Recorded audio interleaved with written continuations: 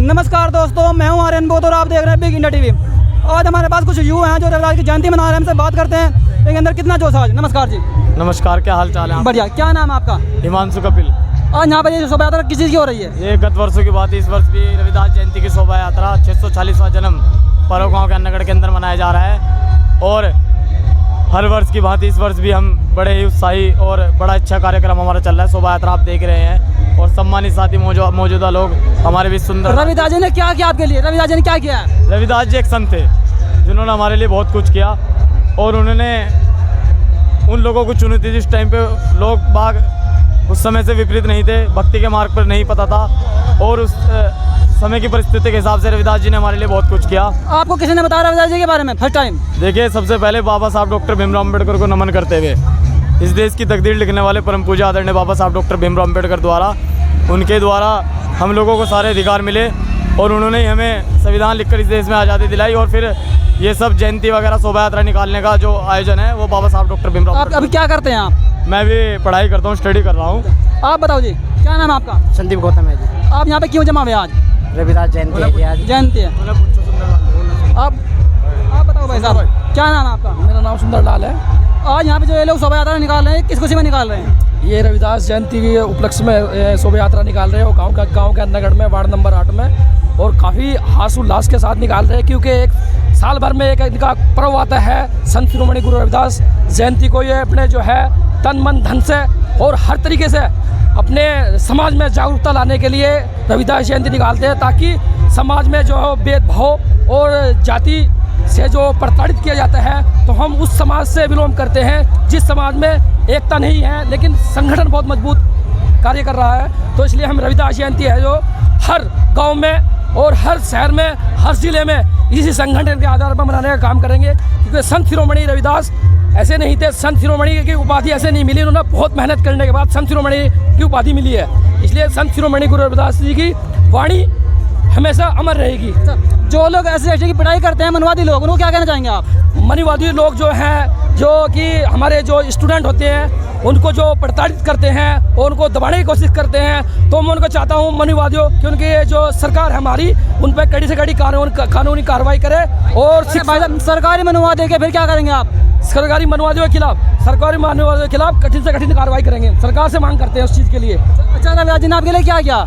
रविदास जी ने हमारे लिए जल से लेकर और आसमान तक यानी कि जोड़ने का काम किया है।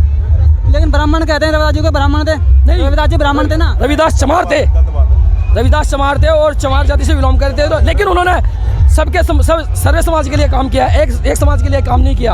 उन्होंने जो ब्राह्मणों को है वो मुंह तोड़ने का काम किया है, जैसे कि गंगा यानी कि हरिद्वार में काम किया था उन्होंने। तो ऐसे उन्होंने रविदास जी ने जो सारे काम किए हैं। जो ऐसे में और बिरादरी आते हैं वो मानते रविदास जी को? देखो, ऐसा है, हमारा जो समाज है वो खासकर हमारे ही समाज जो रविदास जी को मानता है और लोग नहीं मानते। मैंने देखा सर, जो चमार लोग होते हैं अंधकार में पड़े रहते हैं। अंधकार नहीं है, अब नहीं हो, वो टाइम चलेगा। जिस समय की आप बात कर रहे हैं, अब अंधकार में कोई नहीं है। अब सबको अपने रास्ता खुद पता है कि जैसे कि डॉक्टर BR अम्बेडकर ने और हमारे बड़ों ने हमें समझाया है कि मार्ग एक चुनो, सत्य का मार्ग चुनो, ऐसे वैसे में चलने का कोई फायदा नहीं है। रविदास जी ने कहा था आपको आप ढोल बजाना, बैंड बाजा बजाना में जयंती करना, उन्होंने कहा था आपको? ये शिक्षा रविदास जी की है? ये बाबा साहब से हमें संविधान के तहत मिला है। ऐसा कुछ नहीं है जो लोग कहते हैं कि ढोल नगाड़े ना बजाओ। क्यों वो लोग भी बजाते हैं ढोल नगाड़े। अपना उत्सव कोई नहीं करता। जब बच्चा पैदा होता है किसी भी समाज में होता है, क्या वो मरण दिवस मनाते हैं, उसका जन्मदिन मनाते हैं? तो जन्मदिन का एक रूप होता है, हर्ष उल्लास के साथ मनाते हैं। अच्छा, जब आपके घर में कोई कार्यक्रम होता है ब्राह्मणों को बुलवाते हो आप? नहीं, बिल्कुल नहीं, impossible that you are not conscious. हम किसी को नहीं बुलाते, अपने ही समाज के लोगों को अपना उद्घाटन करते हैं, अपने ही समाजों को हम अपना मतलब जो है दैत्य समझते हैं। समाज को क्या संदेश दोगे आप? समाज को मैं संदेश देना चाहता हूँ कि अच्छे से कार्य करें और सब शिक्षित हो, पढ़े लिखे, समाज को एकता करने का काम करें। आप बताओ भाई साहब, आप बताओ अंकल,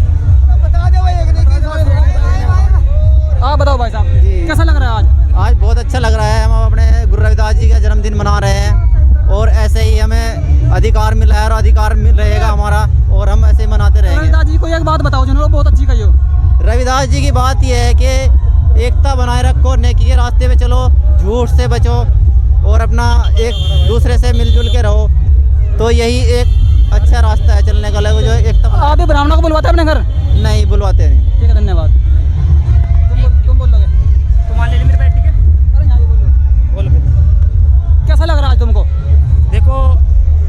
मीडिया बंधु आपका बहुत बहुत धन्यवाद।